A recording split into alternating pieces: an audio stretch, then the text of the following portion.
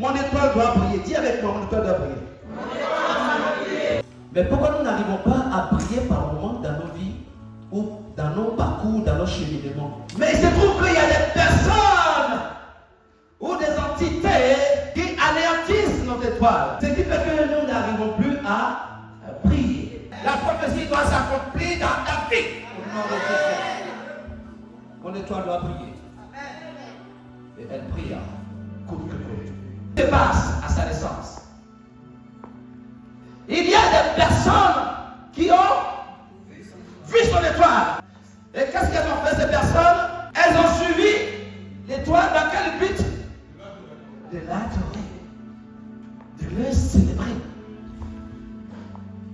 de le glorifier. Amen. Et c'était qui ces personnes? Ce sont des magiciens. Ils ont vu l'étoile de Jésus-Christ.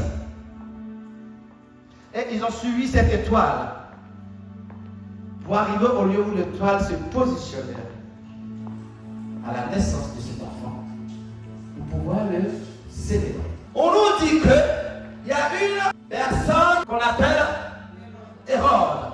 Qu'est-ce qui s'est passé? Hérode a été troublé par la naissance de Jésus. Amen. Et ce n'est pas que lui seul. On dit quoi? Tout Jérusalem avec lui. Hérode était troublé parce qu'il y a un autre roi qui venait de... Oh, comment dire? Là, il y a problème. Aussi longtemps que Hérode était roi, il n'y avait pas d'autre roi qui naissait, qu'il était corrompu. Mais dès qu'il a appris qu'il y a un autre roi, à part lui qui vient de naître, problème a commencé.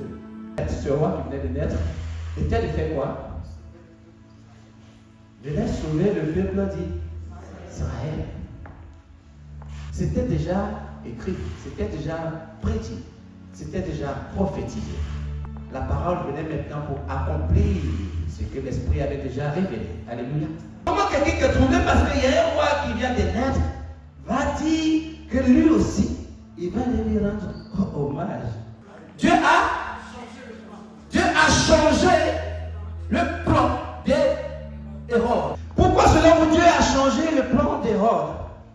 Hérode avait-il des bonnes intentions ou des mauvaises intentions? De mauvaises intentions.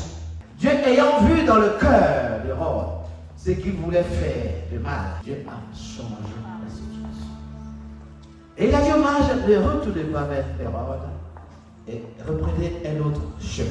Dieu demande à Joseph de fuir avec Jésus, notre roi, notre Messie, pour aller se cacher où? En Égypte. Pourquoi voulait-il que Jésus aille se cacher en Égypte?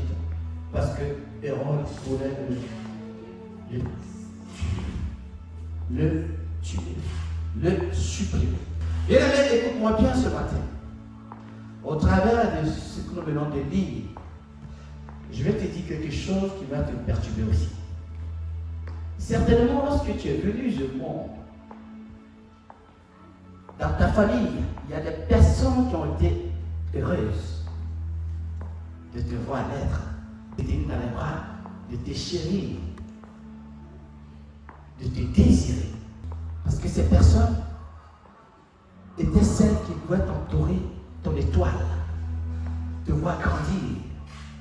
Tu étais certainement la personne qui devait être le pilier de ta famille. Tu étais certainement la personne par qui arriverait la délivrance de ta famille. Mais ce qui s'est passé dans ta vie, c'est qu'il y a un certain Hérode de ta famille. Je parle à quelqu'un sur la tête. Il y a un certain Hérode de ta famille qui s'est assis sur ton étoile, qui a volé ton étoile, qui a volé ton étoile, qui a anéanti ton étoile. Oh my God. Pour éviter que tu brilles. Hérode a étouffé ton étoile. Pour éviter que tu brilles, que tu scintilles.